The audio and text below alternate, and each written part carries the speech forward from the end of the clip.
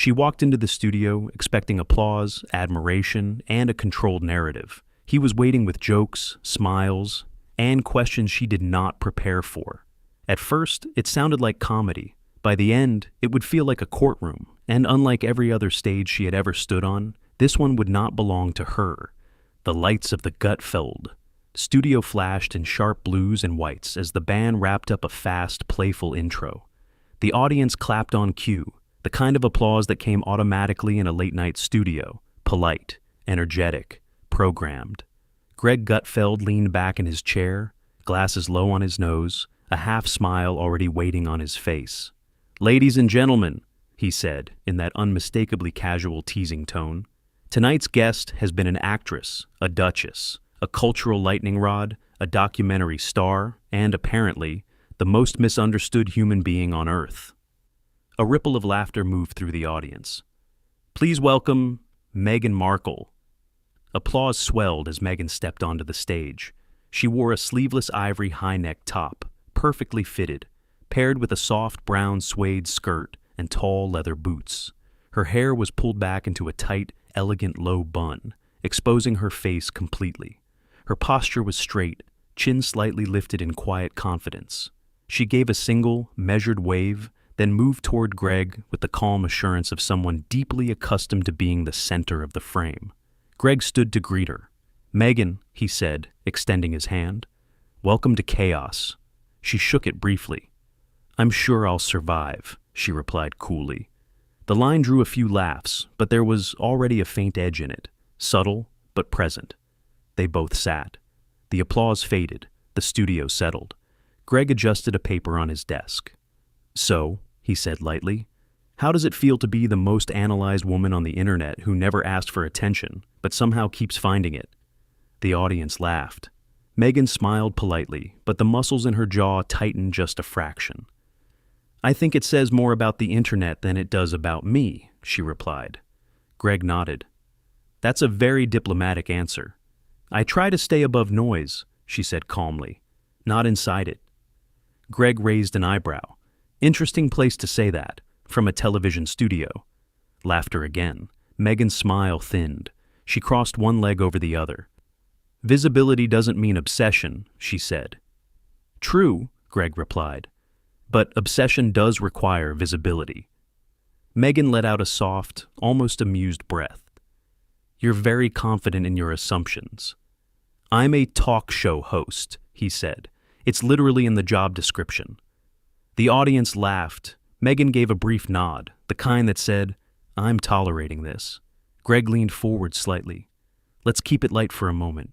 You've lived in Britain, Canada, America. If you had to pick one place that truly felt like home, where would it be?" Meghan didn't hesitate. "Home is where I'm respected," she said. Greg tilted his head. "So, not a geographical answer." "It's a personal one," she replied. Greg smiled. "Personal answers are my favorite kind. They usually come with footnotes later." More laughter. Meghan's eyes narrowed just a touch. "You're enjoying this," she said lightly. "I enjoy curiosity," Greg replied. "It keeps the lights on." Meghan glanced briefly at the audience, then back at him.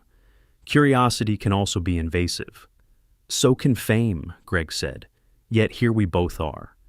That landed closer than she liked. A faint murmur moved through the crowd. Greg shifted to another card. "You've spoken a lot about reclaiming your voice since leaving royal life. Do you feel fully free now?" Meghan's smile returned, polished. "I feel aligned with my truth." Greg nodded slowly. "That's very brand consistent." A few people in the audience laughed louder at that than expected. Meghan's eyes hardened. "What do you mean by that?" she asked. Greg shrugged. "Nothing negative. Just that every public figure eventually becomes a brand. Some resist it, some accept it, some monetize it." Meghan leaned back slightly. "You say that as if it's immoral." "No," Greg replied. "I say it as if it's honest." Her lips pressed together for a brief second. "I don't see my life as content," she said. "I see it as purpose." Greg smiled faintly. Those two words live very close to each other in Hollywood. A small wave of applause followed. Meghan exhaled through her nose. "I notice you reduce everything to jokes," she said. And I notice you inflate everything into meaning, Greg replied.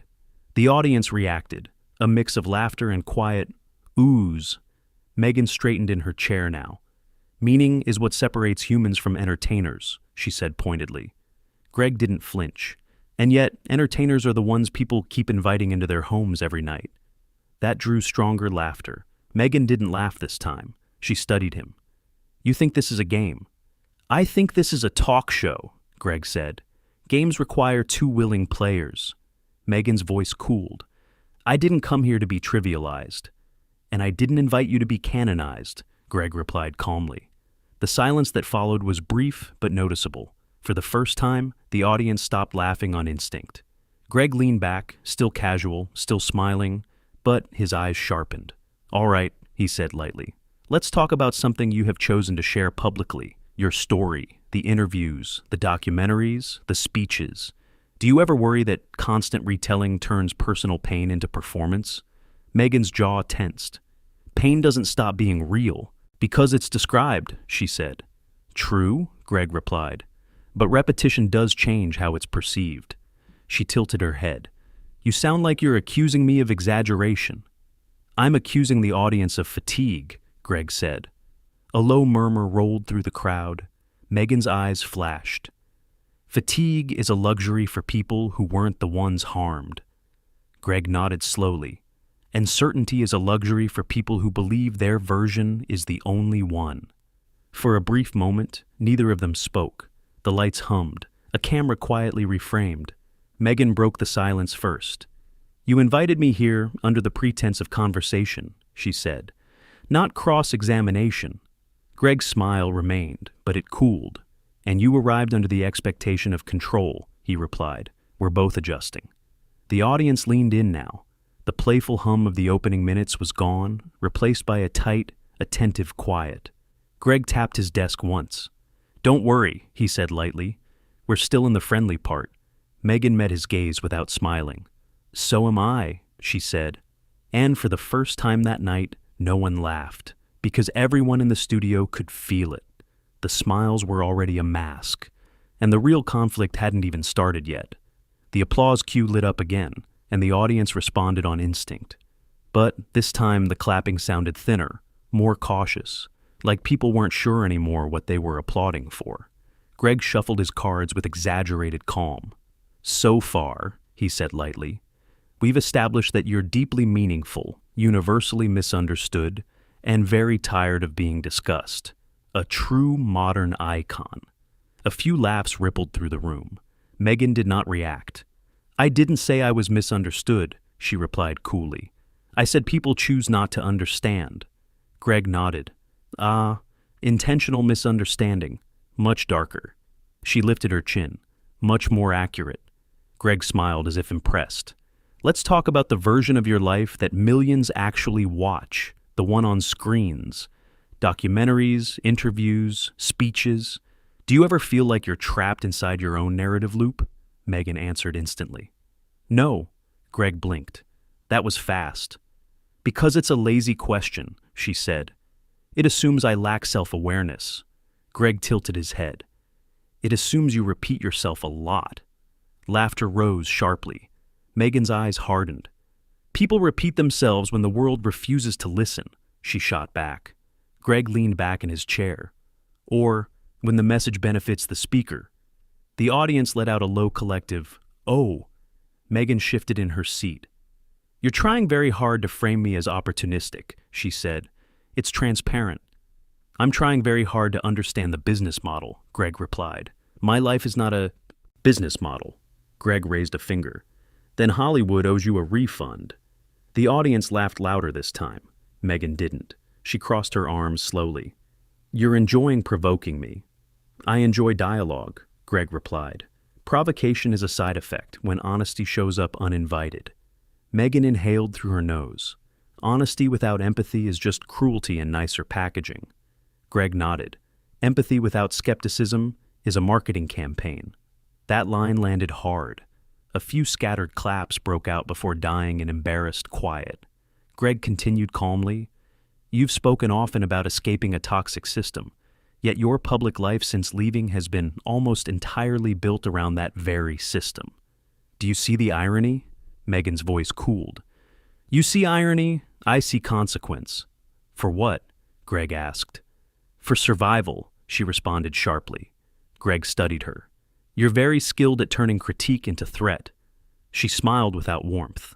And you're very skilled at turning trauma into content. The audience reacted audibly. The temperature in the room climbed. Greg lifted his hands slightly, palms open, still casual. I didn't bring it here. You did. Meghan leaned forward, eyes tight. I brought my truth. You turned it into entertainment. And yet, you agreed to appear on a late-night comedy show, Greg replied. That suggests at least partial comfort with entertainment. There's a difference between telling a story and being mocked for it, she snapped. Greg shrugged. Mockery tends to happen when people feel lectured. The crowd murmured. Meghan's jaw clenched. You reduce everything to audience reaction, she said, as if meaning depends on applause. Greg smiled faintly. On this stage, it absolutely does. She stared at him. Then we are very different kinds of people. Greg nodded. No argument there. A brief, thick silence settled. Greg glanced at another card. All right, let's talk about power. You've criticized institutions, hierarchy, control. Yet many would say your influence now rivals the very thing you left behind. Meghan scoffed softly. Influence earned is not the same as authority inherited. True, Greg replied, but influence without accountability can look suspiciously similar. Her eyes narrowed. You keep circling that word. Because it keeps circling you, Greg said. The audience reacted again, louder now, laughter mixed with scattered applause. Meghan's irritation was no longer subtle. You're obsessed with accountability, she said. It's almost moral theater for you. Greg spread his hands. Everything on this stage is theater. The question is who's pretending not to know it. Meghan sat back slowly, lips pressed thin. You think I don't know the mechanics of this world. I think you know them very well, Greg replied. That's the problem. A low rumble moved through the crowd. Greg pressed on, voice still measured. You left royal life to escape control. Yet your new life is built entirely on controlling the narrative.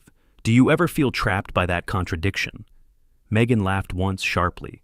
You frame contradiction as weakness. I frame it as evolution. Greg lifted his eyebrows. Evolution usually produces something new. I hear mostly the same story with better lighting. That line drew the strongest reaction yet. Laughter, applause, audible gasps. Meghan's face flushed slightly.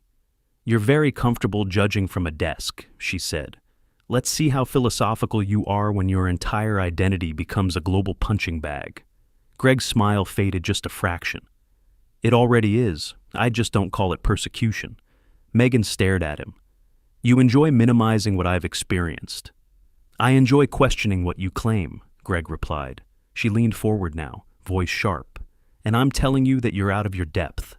The room went quiet. Greg held her gaze calmly. Depth isn't measured by outrage, he said. It's measured by how well scrutiny is tolerated. Meghan straightened. Then you should try being scrutinized by the entire world for existing. Greg nodded. You're right. I only host a show watched by millions every night. Practically anonymity.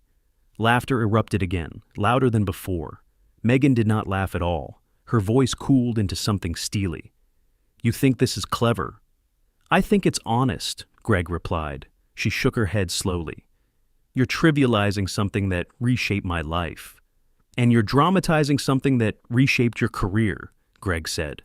The audience's reaction was instant, collective sound, sharp and conflicted. This was no longer banter. Meghan exhaled hard. I didn't come here to be dissected. Greg's tone remained casual, but firm. You came here to be seen. Dissection is a risk of visibility. She looked at him with open irritation now. Every question you ask is loaded, she said. That's because you keep bringing the ammunition, Greg replied. Again, the crowd reacted. Meghan's patience was clearly slipping now, her posture stiff, her tone no longer controlled. A producer's shadow passed briefly across the edge of the stage. The energy in the room had turned unmistakably volatile. Greg looked at her steadily. We've only just started touching the personal layer, he said lightly. Meghan's eyes flashed. Be careful where you step. Greg's smile returned, faint but unmistakable. "I always am," he said, "especially when the ground is this sensitive." The audience leaned forward as one, because now it was obvious to everyone. The conversation had crossed from ideological tension into personal territory. And once there, it wouldn't come back safely. The studio had grown noticeably quieter, not the playful silence of anticipation. This was the tight, uncomfortable quiet of people sensing they were watching something slide out of control. Even the band sat motionless now, instruments idle, waiting. Greg adjusted his glasses and glanced at a new card. "All right," he said lightly, as though nothing had changed. "Let's talk about your life in America." Meghan folded her arms. "We already are," Greg smiled. "I meant the part you don't usually brand as transformation, the day-to-day reality." She gave a short, dismissive laugh. "You think I live in some Hollywood bubble?" "I think most people watching assume you do," Greg replied. "That comes with the zip code." A few laughs scattered through the crowd. Meghan didn't respond. "You've spoken about finding freedom here," Greg continued, "but freedom usually comes with anonymity. You seem to have achieved the opposite." Meghan's smile returned, thin, practiced. "Freedom is internal, not geographical." Greg nodded. "Very on brand again." That drew a mixed reaction, some laughter, some audible groans. Meghan's eyes hardened. "You keep saying that as if it's an insult," she said. "It's an observation," Greg replied. "Everything in your life seems to arrive wrapped in a message." She leaned forward slightly. "That's what happens when people twist your reality for sport." "Or when reality becomes the sport," Greg countered. The audience murmured. Meghan's patience was visibly thinning now. Greg shifted the direction. "Let's talk about your marriage," he said. "You and Harry are among the most discussed couples on the planet. Do you ever feel the public image of your relationship has become louder than the relationship itself?" Meghan let out a sharp breath. "You're implying performance again." "I'm implying pressure," Greg said. "Constant scrutiny changes relationships. Some survive it. Some become dependent on it." Meghan scoffed. "You speak as if you understand our dynamic." "I understand visibility," Greg replied. "It distorts everything it touches." She straightened in her chair. "Our marriage is not a case study for your philosophy." Greg shrugged. "Then perhaps stop presenting it as one." The audience reacted audibly now. Hushed, oohs, a few claps. Meghan's eyes flashed. "Harry and I left an entire institution to protect our family," she said sharply. "That's not dependency, that's conviction." "And yet," Greg said evenly, "your family became the central narrative of everything that followed." Meghan's voice tightened. "Because we were forced to defend ourselves." "For how long?" Greg asked. "At what point does defense turn into identity?" That question hit harder than the previous ones. Meghan hesitated for just a fraction of a second, then recovered. "There is no expiration date on truth," she said. Greg nodded. "There is on audience tolerance." A loud reaction rippled through the crowd, this time clearly split. Some applauded, others booed lightly. Meghan's composure slipped into open irritation. "You reduce everything to reaction metrics," she said, "as if humanity can be graphed." Greg smiled faintly. "On television, it usually is." She shook her head slowly, almost pityingly. "That's a deeply limited way to see the world." "And yet, it's the world you keep returning to," Greg replied. The audience leaned in again. Greg glanced briefly at his next card. "Let's talk about your role as a public advocate," he said. "You speak often about change, injustice, empowerment. Do you ever worry that the messenger has become more famous than the message?" Meghan laughed coldly. "You're very good at dressing resentment up as concern." Greg didn't flinch. "I'm very good at asking why influence always seems to orbit your name instead of your causes." Her eyes narrowed. "You think I do this for attention." "I think attention is the currency of the platform you've chosen," he said calmly. Meghan leaned forward now, voice sharper. "You keep talking like I constructed this world. I reacted to it." "Reaction can also be strategy," Greg replied. The audience responded again, louder this time, applause and low gasps intertwining.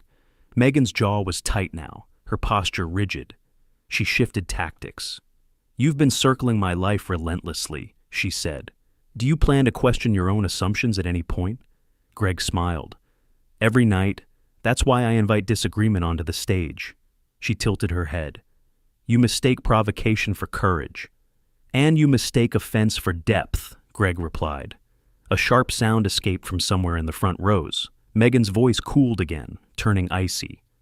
"You think you're deconstructing me," she said. "What you're really doing is revealing your own hostility toward women who refuse to shrink." The audience reacted instantly, some cheering, others protesting. The division was now unmistakable. Greg's tone remained controlled. "I criticize behavior," he said, "not gender. You're not beyond scrutiny because of what you represent." She stared at him coldly. "Every man who questions a woman like this says the same thing. And every powerful person who resents scrutiny says the same defense," Greg replied. The room grew tense again. Greg shifted toward the final layer. "You've spoken often about needing to protect your children," he said. "Do you ever worry about the kind of spotlight they're growing up under now?" Meghan's reaction was instant. "That's off limits," she snapped. Greg raised his hands, slightly, still calm. "Fair. I won't ask about specifics. I'll ask about principle. Do you believe it's possible to raise children in total privacy while building a life in public storytelling?"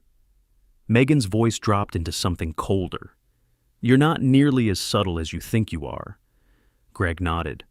"Subtlety tends to disappear once patience does." Her eyes locked on his. "You're enjoying testing mine." "I'm gauging it," Greg replied. Meghan leaned back sharply in her chair. "You and I exist in completely different moral universes," she said. "You monetize conflict. I survived it." Greg studied her for a moment, then said quietly, "Survival eventually stops being an explanation and starts becoming a posture." The audience fell silent. Meghan's face flushed faintly. This time, the irritation was impossible to hide.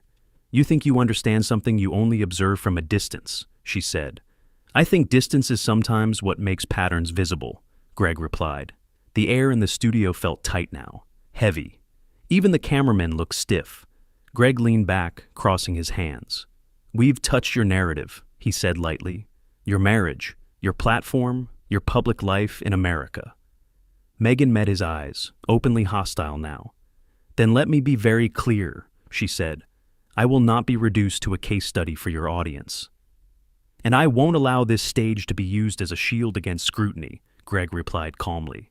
The audience reacted strongly now, divided noise echoing through the studio. Meghan exhaled sharply. "You're pushing this too far." Greg's smile returned, faint and measured. "We're not even at the edge yet." For the first time all night, a visible shadow crossed Meghan's expression, because she knew what that meant. The studio was no longer just tense. It was brittle, like glass stretched too thin.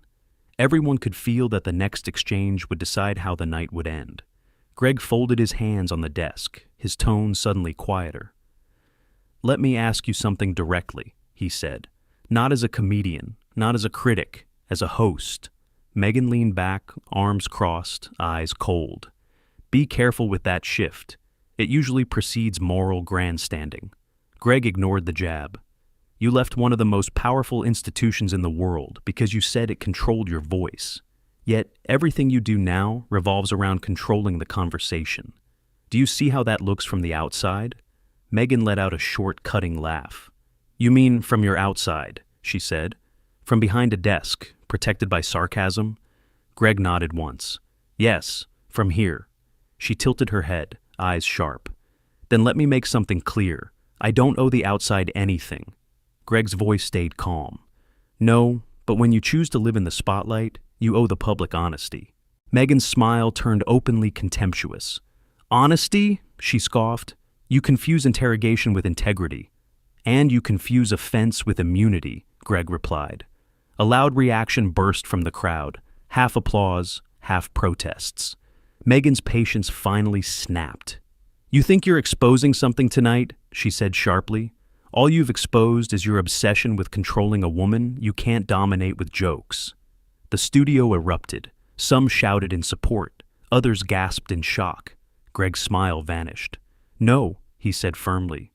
What I'm exposing is how quickly empowerment turns into contempt when it's challenged. Meghan stood. Her chair scraped loudly against the floor. The sound cut through the studio like a knife. "You invited me here to ambush me," she said. "To ridicule, to provoke, to humiliate." Greg rose slowly from his chair, but he didn't raise his voice. "I invited you here for a conversation," he said. "You turned it into a battlefield." Meghan stepped closer to the desk. "You thrive on tearing people apart," she said. "That's your currency."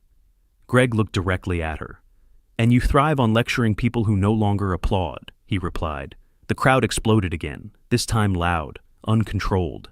Producers stood at the edges of the stage, signaling frantically. Meghan pointed at him. "You think this is your victory?" she snapped. Greg shook his head slowly. "No," he said. "This is the moment the show stops being a debate and starts becoming a spectacle." He turned slightly toward the camera. "And I won't run a spectacle based on personal contempt and hostility." Meghan laughed bitterly. "So that's it?" she said. "You preach free speech, then shut it down when it turns on you?" Greg's voice was steady, final. "I shut it down when it turns into disrespect." He met her eyes. "This program cannot continue like this," he said, "and you cannot remain on this stage under these conditions." The studio froze. Meghan stared at him in disbelief. "You're asking me to leave?" she said. Greg nodded once. "Yes," he said. "I am." The audience erupted, boos, applause, shouting all at once. The band sat motionless. Cameras scrambled to hold the shot. Meghan let out a cold laugh. "Of course," she said. "The woman becomes inconvenient, and suddenly the door appears." Greg didn't respond to the rhetoric. "You're welcome to walk off with whatever narrative you need," he said. "But this broadcast ends here, with boundaries." Meghan grabbed her jacket from the chair in one sharp motion. "Enjoy your tiny kingdom," she said.